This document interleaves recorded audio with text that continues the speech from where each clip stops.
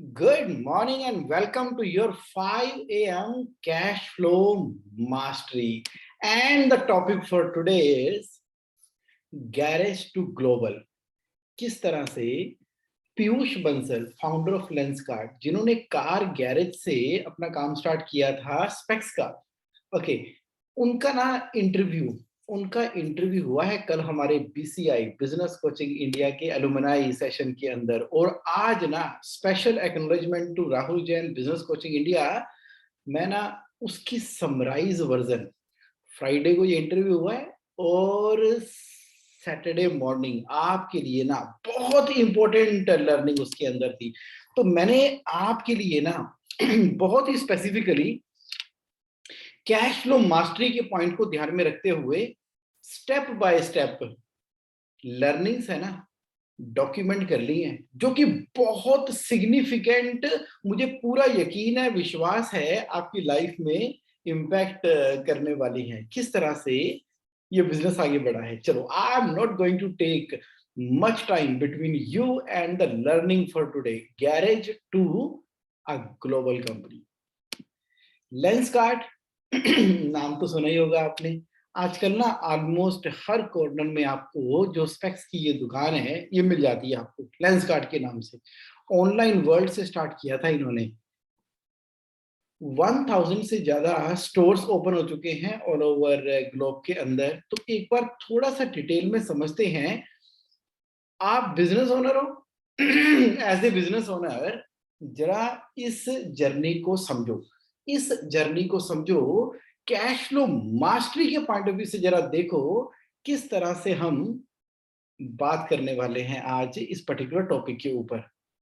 जो लोग लाइव हैं उनकी पूरी तरह से एक्नॉलेजमेंट है राइट नाउ। तो सुनील जी, राजन ऑटो इंडस्ट्री से कमल मलिक जी, डॉक्टर संजय नरवाल, वेलकम, आप आ चुके हैं। के महेश्वरी जी, प्रियमानवी जी एंड एवरीबॉडी लाइक। और जो इसकी रिकॉर्डिंग देखने वाले हैं ना, तो वो भी पूरी तरह से इसको सेलिब्रेट और एंजॉय करने वाले हैं। चलो अब ना डायरेक्टली टॉपिक पे आ जाओ। जगमोहन, पीयूष बंसल, उन्होंने अपना बिजनेस स्टार्ट किया था इन द ईयर 2010-11। 2011 से तो लेंसकार्ट का जन्म हो चुका है। 9 साल के अंदर ही ये कंपनी बन चुकी है। कितनी? 1.5 बिलियन डॉलर की कंपनी बन चुकी है। आज 6000 पीपल, 600 नहीं, 6000 पीपल सभी स्टोर्स के अगर आप चेक करोगे तो मिलाकर अराउंड 950 या आप कह सकते हो कि 1000 स्टोर बन चुके हैं। आज मार्च 2022 की मैं आपसे बात कर रहा हूं। 6000 people are working, 1000 stores. On an average ना हर रोज एक या दो स्टोर ओपन हो जाते हैं। महीने में 45 नए स्टोर ओपन हो जाते हैं। ये बड़ा इंटरेस्टिंग है। क्यों? क्या होता है कि कहते हैं ना कि मुझे ना एक नया बिजनेस करना है, एक दुकान खोलनी है, एक शॉप खोलनी है, तो हम ना एक दुकान या एक शॉप खोलते हैं और फिर सारी जिंदगी उस शॉप की सेल को इंक्रीमेंटल सेल के द्वारा, किसके द्वारा? इंक्रीमेंटल सेल के द्वारा 2%, 5%। लास्ट ईयर मेरा कितना टर्नओवर था, इस साल मेरा कितना टर्नओवर था। तो एक ही दुकान की टर्नओवर धीरे धीरे बढ़ती है और हम कहते हैं कि हमने चश्मे की दुकान खोली है। यहाँ तो लेंसकार्ट ने खेल ही बदल दिया है। खेल कैसे बदल दिया है? आज देखो, हर रोज एक या दो स्टोर खुल रहे हैं। ऑन एन एवरेज 1.5 स्टोर खुल रहा है। 45 हर महीने नई दुकानें खुल जाती है और ये बढ़ती चली जा रही है, रुक ही नहीं रही है। Very very inspiring. देखो मतलब टेक्नोलॉजी और एंटरप्रेन्योरशिप स्किल का लाजवाब उदाहरण मिल रहा है लेंसकार्ट के बिजनेस के अंदर। तो 73 स्टोर्स तो एक ही दिन में खोल दिए थे। मार्च 2020 का एक महीना था तो इन्होंने हाईएस्ट जो नंबर ऑफ स्टोर किसी एक दिन में खोले थे वो कितने हैं? 73 स्टोर्स। अच्छा, 2020 में तो कंपनी ने अपनी सेल को डबल किया था। देखो एक्सपोनेंशियल ग्रोथ किसे कहते हैं। अब 2020 में क्या हुआ? 486 से 1000 करोड़ की टर्नओवर पहुंच गई। इस साल जो रन रेट चल रहा है ना, रन रेट यानी कि 2022 की जो टर्नओवर कंप्लीट होने वाली है वो 2000 करोड़ के रन रेट के हिसाब से चल रही है। बैकग्राउंड में चलते हैं। 2011 में जीके 2 में जो घर है ना जहां पे गाड़ी पार्क करते हैं, तो पीयूष ने उसको कन्वर्ट कर दिया था एक गैरेज की फॉर्म को एक ऑफिस में कन्वर्ट कर दिया कि वहीं सब बैठकर काम करेंगे। लेकिन उससे पहले क्या, थोड़ा सा पीछे चल के देखते हैं, थोड़ा पीछे चल के देखते हैं। स्टडी पीयूष बंसल की हुई है दिल्ली में डॉन बॉस्को स्कूल के अंदर, लेकिन जैसे हर बच्चे की चाहत होती है ना कि अब 11th 12th में बहुत तैयारी कर ली है आईआईटी की, तो एडमिशन तो मुझे करना ही है आईआईटी में। जीके 2 में रहने वाला बच्चा खूब दिल लगा के पढ़ाई कर रहा है डॉन बॉस्को में, लेकिन एडमिशन नहीं मिला। बड़ी इंटरेस्टिंग स्टोरी है, आईआईटी में नहीं मिला। तो फिर इंजीनियरिंग तो करनी है, कहाँ से करूँगा? कनाडा से। घर वालों से जैसे भी मन के मना के जो है ना, कनाडा पहुँच गए और इंजीनियरिंग करने के लिए। अब वहाँ पर अर्निंग भी करनी है, तो स्टडी भी चल रही है, साथ में एक कंपनी के अंदर रिसेप्शनिस्ट की जॉब शुरू कर दी है। रिसेप्शनिस्ट की जॉब शुरू कर दी है। भई अर्निंग करने के लिए अब जहाँ पर बैठते हैं शुरू से ही दिमाग एंटरप्रेन्योर की तरफ है, टेक्निकल है, और वहाँ पर उनके जो कोलीग हैं आउट ऑफ क्यूरियोसिटी उन्होंने ना कोडिंग सीखनी शुरू कर दी, विजुअल बेसिक सीखना शुरू कर दिया। कोलीग रिसेप्शन में पीछे बैठते थे, तो उनसे बातचीत का सिलसिला चढ़ा, तो शाम को रात को पढ़ना, तो विजुअल बेसिक की किताबें पढ़ने में बहुत इंटरेस्ट आना शुरू हुआ। तो ये उनका पहला प्यार था कोडिंग की तरफ, और तब सेल्फ स्टडी के द्वारा और अपने कोलीग से समझते हुए कोडिंग समझ गए और विजुअल बेसिक आ गई, और रिसेप्शन से निकल के कोडिंग की जॉब में आ गए। उधर कनाडा में इंजीनियरिंग की पढ़ाई चल रही है। बहुत शौक था कि अब कोडिंग तो कर ली है, तो सबसे टॉप मोस्ट कंपनी कौन सी है उस समय वर्ल्ड के अंदर? माइक्रोसॉफ्ट। तो उन्होंने अप्लाई कर दिया माइक्रोसॉफ्ट में, कॉल भी आ गई, लेकिन इंटरव्यू के अंदर पास नहीं हुए। कोई बात नहीं, फिर मेहनत की, अगले साल फिर दोबारा से अप्लाई किया माइक्रोसॉफ्ट के अंदर और सिलेक्ट हो गए। इस बार तो सिलेक्ट हो गए। अब भाई साहब जो है वो माइक्रोसॉफ्ट ज्वाइन कर चुके हैं। वहां पर क्या करते हैं, एक्सेल के ऊपर वर्किंग करते हैं, उसके प्रोग्राम को इम्प्रूव करना है। प्रोग्रामिंग सीख चुकी थी। 1 साल तक माइक्रोसॉफ्ट के अंदर काम किया। उस माइक्रोसॉफ्ट के इन्वायरमेंट ने ना बहुत जबरदस्त तरीके से, सिग्निफिकेंट तरीके से, ऐसा बताया उन्होंने कल इंटरव्यू के अंदर, सिग्निफिकेंट तरीके से इम्पैक्ट किया है जिस तरीके से उन्होंने 1 साल काम किया माइक्रोसॉफ्ट के अंदर, क्योंकि वो ना प्रॉब्लम सॉल्विंग के ऊपर काम कर रहे हैं। कस्टमर ऑब्सेशन है पूरा का पूरा माइक्रोसॉफ्ट का। वो देखते हैं कि कैसे वर्ल्ड क्लास एक्सपीरियंस प्रोवाइड करना है कस्टमर को, और उसकी प्रॉब्लम को कितने बेहतरीन तरीके से सोल्व करना है, और ऐसी कौन सी बड़ी प्रॉब्लम है जिसको सोल्व करें। लर्न किया वहां पर ना, अमेजिंग से अमेजिंग टैलेंट अवेलेबल है कहाँ? माइक्रोसॉफ्ट के अंदर, और the kind of environment that have created. अब ना मन के अंदर ठान लिया है पीयूष ने कि अब ना वर्ल्ड को चेंज कर देना है, बड़ी से बड़ी प्रॉब्लम को सोल्व करना है, जो सामने बड़ी प्रॉब्लम आएगी ना उसको सोल्व करना है, यही पर्पस ऑफ लाइफ बना लिया उन्होंने। कब? माइक्रोसॉफ्ट में काम करते हुए। तो फिर क्या हुआ, छोड़ दी नौकरी 1 साल के बाद माइक्रोसॉफ्ट से और आ गए इंडिया। खूब घर वालों ने बोला कि क्या कर रहे हो तुम, अच्छे भले तुम सेटल हो गए हो, चंगी भली नौकरी तुम्हारी वहां पर, उसको छोड़ के इंडिया में आ गए हो बड़ी प्रॉब्लम सॉल्व करने के लिए। कहते नहीं जी, मुझे तो ना अब कुछ ऐसा करना है जहां पर मैं अपनी क्रिएटिविटी को और प्रॉब्लम सॉल्विंग के अंदर लगूं। और उन्होंने अब नीचे जो कार का गैरेज है उसी को कन्वर्ट कर दिया, 1-2 महीने लगा के ऑफिस की शेप दे दी है उसको, वहां बैठ जाते हैं। और सोच क्या रहे हैं, सोच रहे हैं कि कोई बड़ी प्रॉब्लम सॉल्व करनी है।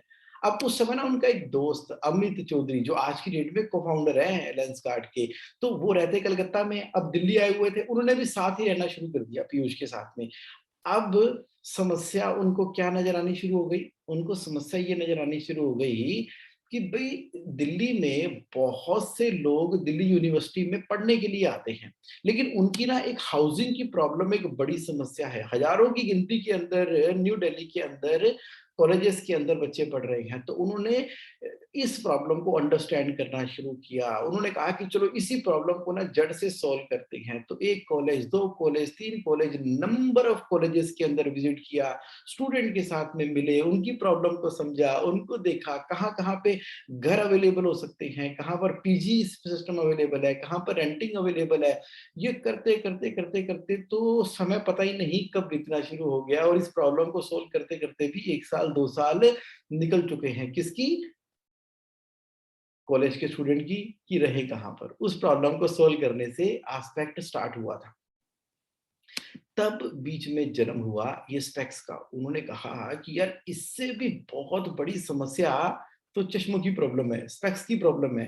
मतलब हिंदुस्तान की पॉपुलेशन में ऐसा माना जाता है कि ये blind capital of the world है। सबसे ज्यादा आई की जो प्रॉब्लम है वो यहाँ पर है। और अब तो यहाँ पर ऐसा है कि लोग चश्मा भी नहीं लगाते जिनकी आई साइड भी वीक है। और अगर लगाते भी हैं तो वहां ना कोई ऐसा सॉल्यूशन अवेलेबल नहीं है। बस ये इनको ना बहुत बड़ी समस्या मिल चुकी थी। तो इन्होंने बोला कि पूरे भारत को चश्मा लगाना है, पूरे भारत को, जिसको जरूरत है, जिसको एप्लीकेबल है, जहां पर राइट ऑडियंस को अट्रैक्ट करते हुए, समझते हुए, उनकी प्रॉब्लम को सोल्व करते हुए तो बिजनेस स्टार्ट कर दिया। अब इतनी बड़ी समस्या को हल कर रहे हैं, नेचुरली इन्वेस्टर भी इंटरेस्टेड हो जाते हैं। तो इन्वेस्टर ने भी इनको खूब पैसा दिया समय समय के ऊपर, और अब ये पूरी तरह से फोकस कर रहे हैं कस्टमर की प्रॉब्लम को सॉल्व करने के लिए।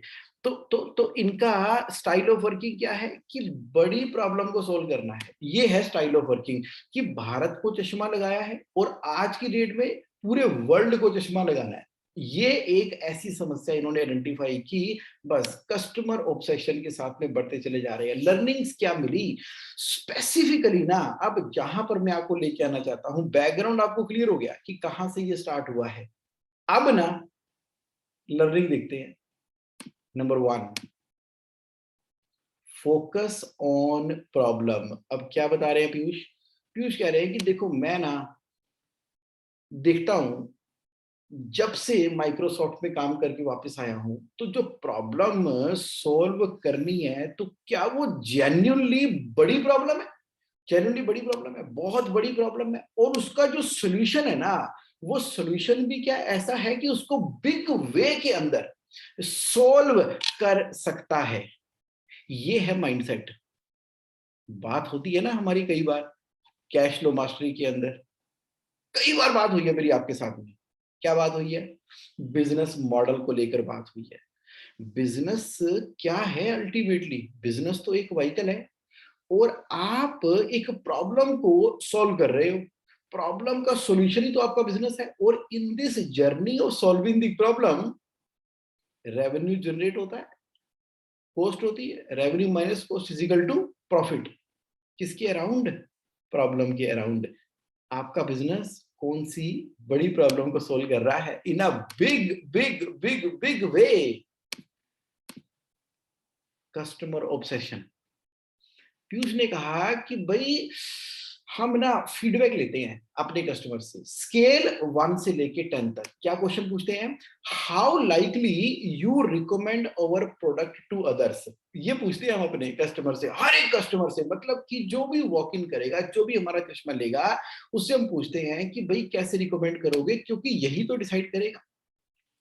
अच्छा, जो हमारे चश्मा खरीद रहे हैं वो क्यों खरीद रहे हैं? भाई ऐसी क्या चीज अच्छी लग रही है? और जो नहीं खरीद रहे वो क्यों नहीं खरीद रहे? ये क्वेश्चन का आंसर चाहिए। यानी कि जितने भी ट्रैफिक आई ना, चाहे स्टोर के अंदर वॉक इन आ गया, चाहे ऑनलाइन मॉडल के अंदर वो आउट कर गए, चाहे चैट बॉक्स के अंदर चैटिंग हो रही है, वहां पर उनको ना यही समझना है, खरीदा तो क्यों खरीदा, नहीं खरीदा तो क्यों नहीं खरीदा। और कस्टमर का जो फीडबैक है ना, वो 1 से 10 के स्केल के ऊपर चाहिए। यानी कि जिसका आंसर 9 या 10 है फीडबैक का, इसका मतलब है कि वो वेरी सेटिस्फाइड कस्टमर है। जिसका भी आंसर 6 या उससे नीचे है तो वो इतना कोई सेटिस्फाइड नहीं है। बीच वाला फीड जो कस्टमर का फीडबैक है ना, यानी कि 7 8 6 भी लगा लो, 6 7 8 वो कस्टमर है जो कि वो कह रहा है कि ठीक है, आपकी जनरल सर्विस है। 5 से नीचे तो वो सेटिस्फाइड नहीं है, मतलब ठीक है। तो पूरा फोकस कहां पर है, 9 और 10 के ऊपर फोकस है। और जितने भी स्टोर के अंदर काम करने वाले, फोन पे कॉल करने वाले हैं, और उनका भी जो इंसेंटिव स्कीम है ना, वो इस बात पे डिपेंड करती है कि उसका अल्टीमेटली फीडबैक कितना आया। क्योंकि कस्टमर का वर्ल्ड क्लास एक्सपीरियंस होगा तो कस्टमर कस्टमर कस्टमर उसका क्या फीडबैक है, वो क्या चाहता है, वो क्यों खरीद रहा है, ऐसा क्या करे, रिपीट करे। पूरा का पूरा बिजनेस ना लेंसकार्ट का किसके ऊपर है, कस्टमर ऑब्सेस्ड है। ये पीयूष भाई ने बताया।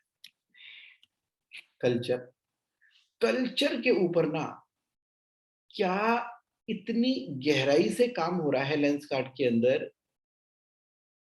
एक माइंडसेट है फाउंडर का। क्या माइंडसेट है, कल पीयूष ने बताया। माइंडसेट ये है कि जो एम्प्लॉई आपकी कंपनी में है ना, वो आपके बिहेवियर को ही फॉलो करते हैं। Employee of your company follow the leader, follow the leader. भाई भाई भाई, जिस तरह से आप अपनी कंपनी में चेंज देखना चाह रहे हो ना, तो सबसे पहले जो प्रमोटर है, जो लीडर है, जो फाउंडर है, उसके एग्जैक्टली वर्ल्ड के अंदर वो चेंज आना चाहिए और दिखना चाहिए। The way you are, the company is exactly the reflection of that. कैसे, इस बात को ना एक्सप्लेन किया फर्दर उन्होंने। उन्होंने कहा कि देखो ऐसा है कि आप कभी भी ना सब चीजें खुद कर ही नहीं सकते, कर ही नहीं सकते, तो टीम चाहिए। तो क्या करना होगा, जो टैलेंट है ना केवल उसको हायर करना है, हायर करने मात्र से काम नहीं होगा, अब नर्चर करना है, नर्चर करने मात्र से काम नहीं होगा, उनको डेवलप करना है। और ना एक ओनरशिप लेकर आनी है अपने एम्प्लॉइज की, अपने काम के अंदर मतलब ईसॉप, एम्प्लॉई स्टॉक ऑप्शन के बारे में। Employee stock option, employee stock sharing क्या है कि 1%, 2%, 3%, 5% जो ओनरशिप है आपकी कंपनी की, तो वो भी जो की मैनेजमेंट के अंदर एम्प्लॉइज आ रहे हैं, आगे बढ़ के काम कर रहे हैं, लाइफ लगा रहे हैं, डेडिकेशन कर रहे हैं, तो ये गेम चेंजर है आज के वर्ल्ड के अंदर। पूरी पार्टिसिपेशन चाहिए, क्योंकि आप खुद तो सब कुछ कर सकते नहीं। तो क्या करना है, वर्क ऐसे करना है जैसा उन्होंने माइक्रोसॉफ्ट के अंदर सीखा कि भाई एक फैमिली की तरह काम कर रहे हैं, और एक कल्चर बिल्ड कर रहे हैं, कल्चर बिल्ड कर रहे हैं। और कल्चर एक दिन में बिल्ड नहीं होता। उन्होंने बताया कि उनको तो 7 साल लग गए ये समझने में कि कल्चर होता क्या है, कल्चर को बिल्ड कैसे करते हैं। तो बिल्ड करते करते करते करते करते अब इस क्लैरिटी के साथ में वो बैठे हैं, कल के इंटरव्यू में बताया उन्होंने कि वो ना अब टीम को इंकरेज कर रहे हैं कि आप भी रिस्क लिया करो, रिस्क लो। जब टीम ने रिस्क लिया ना, अब इस बात पे डिपेंड करते हैं कि उसने तो रिस्क ले लिया, अब उसका जो भी रिजल्ट आया उस रिजल्ट के ऊपर मैनेजमेंट रिएक्ट कैसे कर रही है, आउटकम के ऊपर रिएक्ट कैसे कर रही है, ये कल्चर के बारे में बताता है। ठीक है, रिस्क लिया, नहीं सक्सेसफुल हो पाए, कोई बात नहीं, फिर ट्राई करेंगे। क्या मैनेजमेंट का रिस्पॉन्स आ रहा है कि पूरी तरह से रेप्रीमांड कर रहे हैं, डिपेंड करता है किस तरह का कल्चर आप बिल्ड कर रहे हो अपनी कंपनी के अंदर, कि इंप्लॉइज पे ट्रस्ट करते हुए, उनको इंकरेज करते हुए, रिस्क टेकिंग की उनके एपेटाइजर को बढ़ाते हुए, उनके सक्सेस या फेलियर के ऊपर हम क्या रिएक्ट करते हैं। क्योंकि you can not do everything yourself. तो क्या है, रिस्क जब लेने की बात आती है ना, उसका फार्मूला बताया। जब किसी ने पूछा कि इसका क्या मतलब है कि कुछ भी रिस्क ले ले, ऐसे तो कंपनी लेफ्ट राइट कहीं भी जा सकती है, उन्होंने कहा नहीं, रिस्क लेने की जब भी बात आती है, तो जो भी प्रोजेक्ट एम्प्लॉय के हाथ में है, तो सबसे पहले आप ये देख लो कि वर्स्ट केस सिनेरियो में क्या होगा। कई बार जब हम पहली बार से वर्स्ट केस सिनेरियो देख लेते हैं, तो हमें लग जाता है कि कोई इतना, मतलब जो जो भी होने वाला है, this project is worth taking risk. ज्यादा से ज्यादा क्या होगा, जैसे डेल कार्नेगी भी कहते हैं ना, क्या होगा भाई ज्यादा से ज्यादा। सबसे पहले आप देख लो ज्यादा से ज्यादा क्या हो सकता है, क्या हो सकता है ज्यादा से ज्यादा।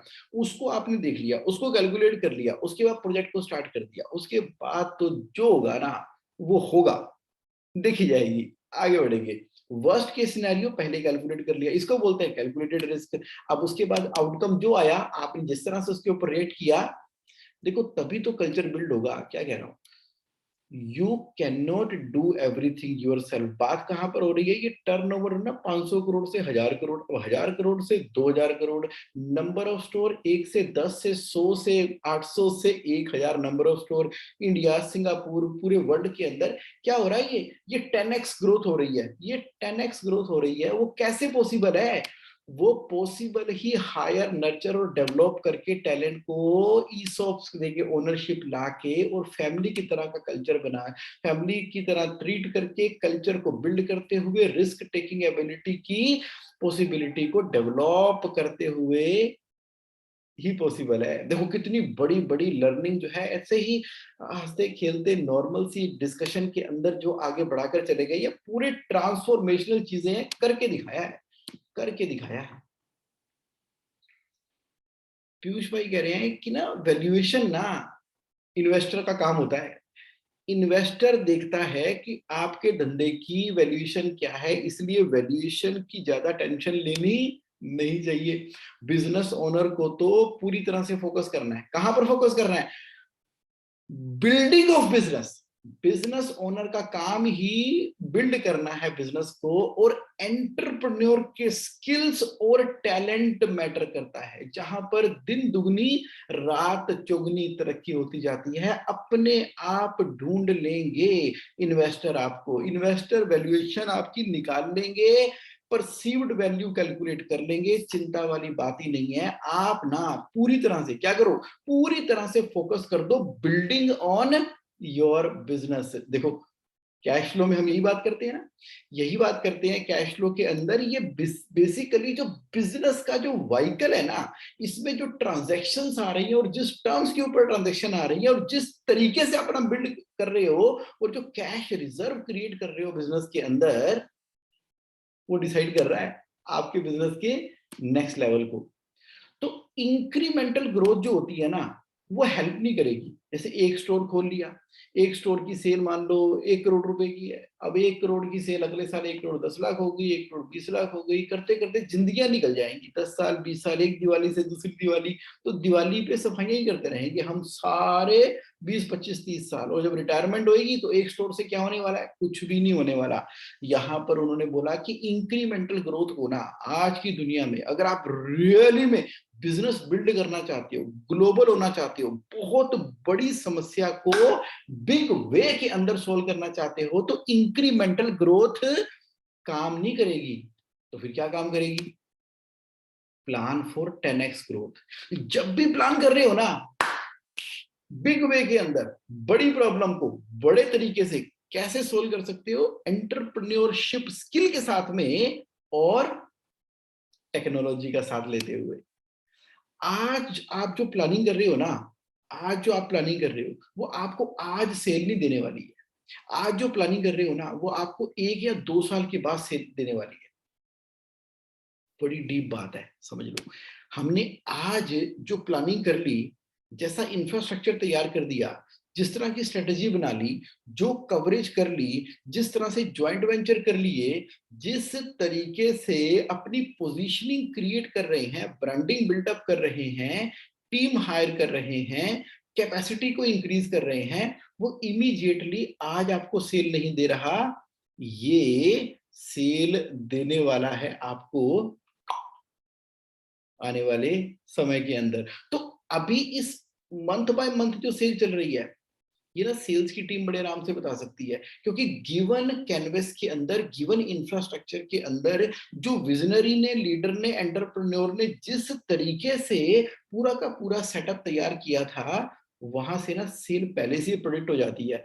बड़ी गहरी बात है, दोबारा से समझो क्या बात है कि today's planning gives you sale in 1 to 2 years। Yes, yes, yes, yes. Customer को सर्व कर रहे हैं। कस्टमर 3 तरीके के हैं। एक कस्टमर आपके हुआ है जो कि बहुत हैप्पी है, दूसरे कस्टमर हुआ है जो बहुत नाराज है, वेरी नॉइड, और बाकी कस्टमर जनरल है। तो पीयूष क्या कह रहे हैं? पीयूष कह रहे हैं कि आपको ना जो बहुत ज्यादा हैप्पी कस्टमर है या बहुत ज्यादा नाराज कस्टमर है, वही डिटरमिन करेंगे कि आपको सक्सेस मिलेगी कि नहीं मिलेगी। इसलिए ना बहुत ज्यादा हैप्पी कस्टमर के ऊपर फोकस करो और बहुत ज्यादा नाराज कस्टमर के ऊपर फोकस करो। यानी कि नाराज कस्टमर के, यानी फीडबैक की बात कर रहे हैं। यानी कि अगर कोई नाराज कस्टमर है ना, उसका चश्मा वापस ले लो, पैसे वापस कर दो, फूलों का गुलदस्ता दे दो, एक नया चश्मा उसको बाय कोरियर फ्री भेज दो कि देखो जी ये आपका बैड एक्सपीरियंस रहा था, तो हम आपको ना एज ए कॉम्प्लीमेंट्री ये स्पेक्स दे रहे हैं और ये आपको फूलों का गुलदस्ता है, साथ में सॉरी बोल दिया। वो ना टोटल ट्रांसफॉर्म हो जाएगी उसकी लिसनिंग आपकी कंपनी के बारे में। वो कहते हैं कि क्या ज्यादा कॉस्टली है, 10-12 चश्मे मेरे टूट जाए वो ज्यादा कॉस्टली है कि मेरा एक कस्टमर टूट जाए वो ज्यादा कॉस्टली है? कहते एक कस्टमर टूट जाए ना वो बहुत कॉस्टली है एज कंपेयर टू 10, 12, 20, 50। वो तो हम 30,000 चश्मे रोज बनाते हैं, 30,000 स्पेक्स रोज बनते हैं गुड़गांव की फैक्ट्री के अंदर, रोज के रोज डिस्पैच होते हैं। तो देखो दिमाग कहाँ चल रहा है। पर्सपेक्टिव, सोच ही अलग है। सोच क्या है कि मेरा सेटिस्फाइड कस्टमर होना चाहिए। कहते हैं जो जनरल कस्टमर है ना वो कुछ नहीं कहता, उससे आपकी ग्रोथ नहीं हो सकती, ना तो उससे फीडबैक मिलता है ना वो आगे रिकमेंड करता है, क्योंकि आपको जो प्रमोट कर रहा है ना आपका प्रमोटर ही वेरी हैप्पी कस्टमर है। और वेरी हैप्पी कस्टमर कौन होता है? जो कि आपको नंबर देता है 9 एंड 10, 10 में से 10 नंबर वो आगे प्रमोट करेगा। घर में डाइनिंग टेबल के ऊपर बातचीत हो रही है कि अरे वाह, लेंसकार्ट वाले ने तो चश्मे के साथ में छोटा सा स्क्रू ड्राइवर भी दे दिया, तो टॉपिक चर्चा का क्या बन गया है? Screw driver. वाह यार कितनी बड़ी कंपनी है, कितनी अच्छी कंपनी है, कमाल कर रही है, ये तो गेम चेंजर है, इन्होंने तो चीजें चेंज कर दी हैं, तो एक दूसरे को रिकमेंड कर रहे हैं। जब आपकी कंपनी डिनर टेबल की डिस्कशन बन जाती है ना, तो वहां से ऑटोमेटिकली वर्ड ऑफ माउथ के द्वारा आपकी एक्सपोनेंशियल ग्रोथ होनी शुरू हो जाती है। ऐसा बताया पीयूष ने कल इंटरव्यू के अंदर। और जो एनोयड है ना, फोकस कर दो उसके ऊपर, क्या पता उनकी एनोयड बेसिकली हमारी कंपनी को ठीक करने के लिए इंपॉर्टेंट थी। ये सबसे बड़ा फीडबैक है। कस्टमर तक पहुंचना है, हर तरीके से कस्टमर तक पहुंचना है। कस्टमर कहीं पे ट्रेवल कर रहा है तो मोबाइल फोन के थ्रू चश्मा खरीद सकता है। कस्टमर कहीं पर पहुंच गया दुकान के ऊपर तो स्टोर में उसको बोलेंगे। कस्टमर कहीं भी है उसको हम कॉल करके पूछेंगे कैसा चश्मा चाहिए, क्या चाहिए। कस्टमर कैसा भी है वैन के द्वारा उसकी आई टेस्ट करने के लिए पहुंच जाएंगे कि आपकी आंखों के चश्मे का नंबर क्या है। ऑनलाइन स्टोर के द्वारा, फोन कॉल के द्वारा, हर तरीके से हम कस्टमर तक पहुंच गए हैं, क्योंकि हमने पूरे भारत को जहां जहां जिसको चश्मे की जरूरत है उसको पहनाना है। अगर ताल कटोरा स्टेडियम के अंदर मैच हो रहा है और जितने भी वहां पर दर्शक बैठे हैं तो उन्होंने किसी ने चश्मा लगाया है, तो आधे लोगों ने तो लेंस कार्ट का ही चश्मा लगाया हुआ है। ऐसी बोल्ड कमिटमेंट है किसकी?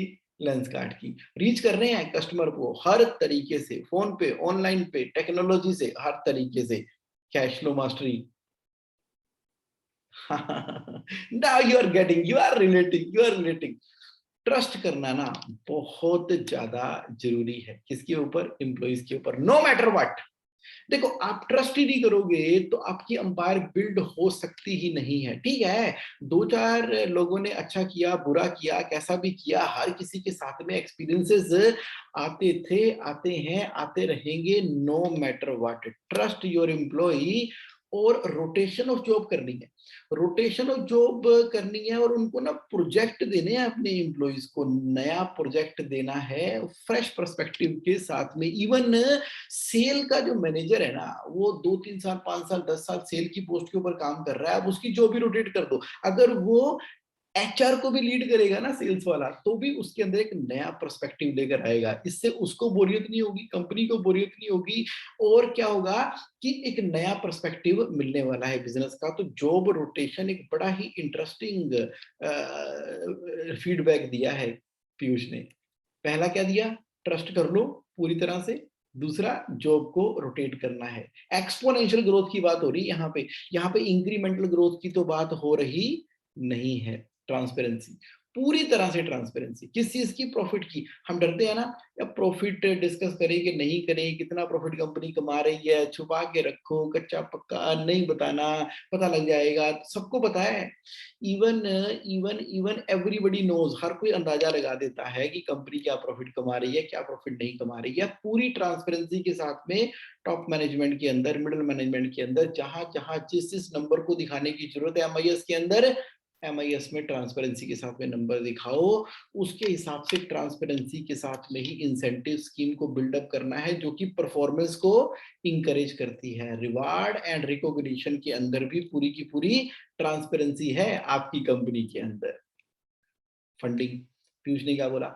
फंडिंग, फंडिंग कहाँ से आती है? फंडिंग आती है सेल योर विजन। मुझे कहते हैं कोई पीपीटी नहीं चाहिए, कोई टेक्निकल प्रेजेंटेशन नहीं चाहिए, कुछ नहीं चाहिए, मैं बैठा हूं इन्वेस्टर के सामने, उनको अपना विजन सेल कर रहा हूं कि आज कंपनी कहां पर है, 5 साल बाद कहाँ होगी, 10 साल बाद कहाँ होगी। अपने विजन को सेल करते हैं, इन्वेस्टर भागे चले आ रहे हैं आपको पैसा देने के लिए। लेकिन फंडिंग लेनी है क्या? लेनी चाहिए क्या? कब लेनी चाहिए फंडिंग?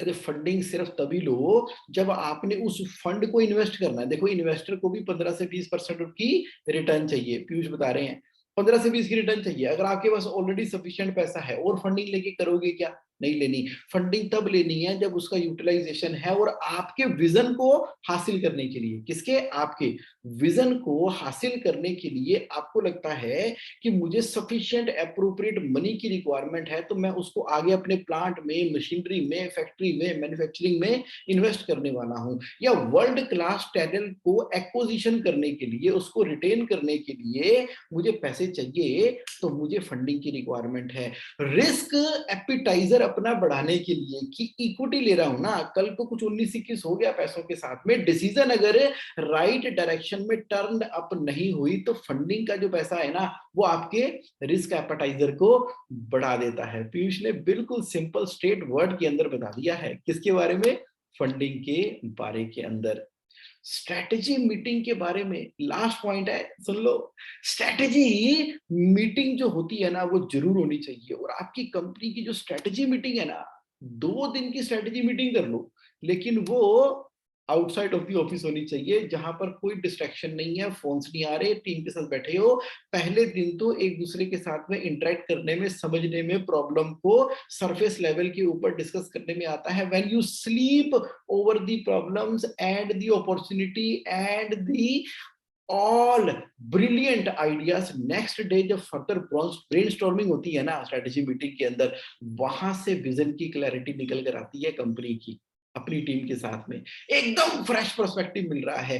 तो वो कह रहे हैं कि अपने विजन को ना अपग्रेड करते रहो based upon the customer feedback. यानी कि अभी उन्होंने ना 6 महीने लगा के अगले 10 सालों का एक फ्रेश विजन क्रिएट कर दिया है कि किस तरह से उनका चश्मा जो है, अगर कोई साइकिल चला रहा है तो कैसे वो बेटर साइकिल चला सकता है वो चश्मा पहन के। अगर कोई बच्चा पढ़ाई कर रहा है तो बच्चा कैसे अच्छी पढ़ाई कर सकता है बेटर वे। यानी कि लिविंग इंसान जिस तरह से इस पृथ्वी के ऊपर लिव कर रहा है, उसकी लाइफ को बेटर बनाने के अराउंड ही सारा का सारा विजन क्रिएट हो चुका है। किसका? लेंसकार्ट का बिजनेस है।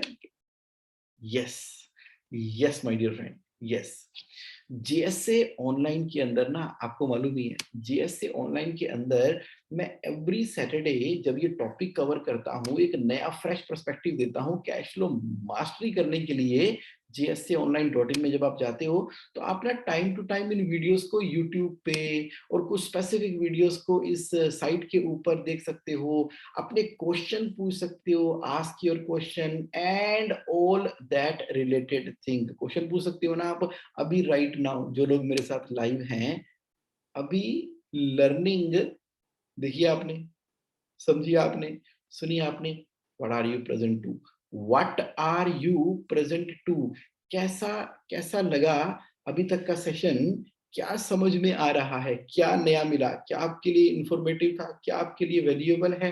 What are you present to? जरा कौन सी चीज आप अपने बिजनेस के अंदर अप्लाई करने वाले हो? जरा अभी ना राइट नाउ चैट बॉक्स के अंदर अपनी पार्टिसिपेशन दिखा दो, बता दो। आप सुबह सुबह, माय गॉड, लाइव हो मेरे साथ। और आज जो आप डिक्लेयर करने वाले हो ना, जो आप डिक्लेयर करने वाले हो, उस डिक्लेरेशन से ही अब आपका फ्यूचर क्रिएट होने वाला है कैश फ्लो मास्टरी के अंदर। सुनील जैन जी कह रहे हैं how this model apply in counselling में, कैसे अप्लाई करेगा काउंसलिंग के अंदर? तो सुनील देखो, कस्टमर ऑब्सेशन आपके लिए टेक अवे है। कस्टमर ऑब्सेशन, कि कस्टमर ऑब्सेशन का मतलब है कि आपका कस्टमर क्या चाहता है, क्या चाहता है आपका कस्टमर, क्या चाहता है कस्टमर आपका, उसको समझो। उसके फीडबैक को लो। आप काउंसलिंग करते हो, हर सेशन के बाद ना आपका एक फीडबैक फॉर्म होना चाहिए कि उसको क्या मिला, क्या नहीं मिला, हाँ, क्या मिला, क्या नहीं मिला, ओवरऑल रैंकिंग क्या है, आप उसको फर्दर कैसे इंप्रूव कर सकते हो। ये कस्टमर ऑब्सेशन जो है ना, ये पूरी तरह से ट्रांसफॉर्म करने वाला है सुनील भाई, पूरी तरह से। सोनल जी कह रहे हैं I miss the perspective on valuation, please repeat.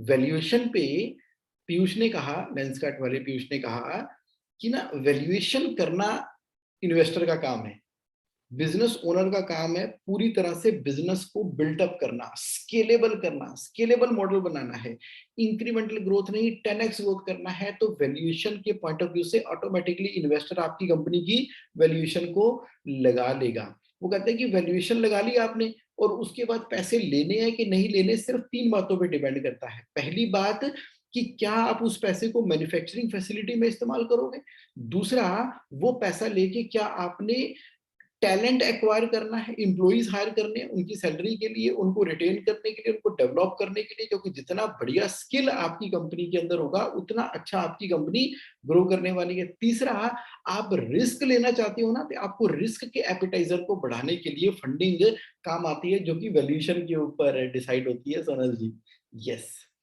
Doctor Sanjay Narwal ji कह रहे हैं great learning Jagmohan ji, thank you Sanjay ji for your precious time and your listening.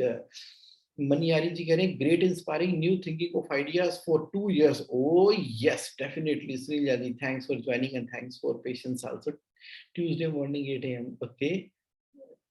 Understand your customer and solve this problem के महेश्वर जी, एब्सोल्युटली। मतलब अपने अपने अपने आइडियल कस्टमर को अंडरस्टैंड करना, वो क्या खाता है, क्या पीता है, कहाँ उठता है, कहाँ जाता है, क्या करता है, उस कस्टमर के फीडबैक के अराउंड ना पूरा का पूरा बिजनेस बिल्डअप कर दो। वो आपको उसके ऊपर रीच करने की बात कर रहा है। बड़े सही पॉइंट पिक किया आपने Maheshwari ji. Sir I start doing research on sleep disorder and ask question and answer all weekly, very good. ठीक है Mishra ji, it is not clear that you need funding for talent acquisition. Talent acquisition के लिए funding क्यों चाहिए? देखो ऐसा है, आज की डेट में ना जो आपकी प्रोफेशनल मैनेजमेंट है, यानी कि आप फाउंडर हो, ठीक है महेश्वरी जी, आप D2C पे काम कर रहे हो, डायरेक्ट टू कंज्यूमर, और आप शूज इंडस्ट्री के अंदर जो उसकी सप्लायर है, B2B आपकी फिलहाल सेल थी और आप D2C तक जाना चाहते हो।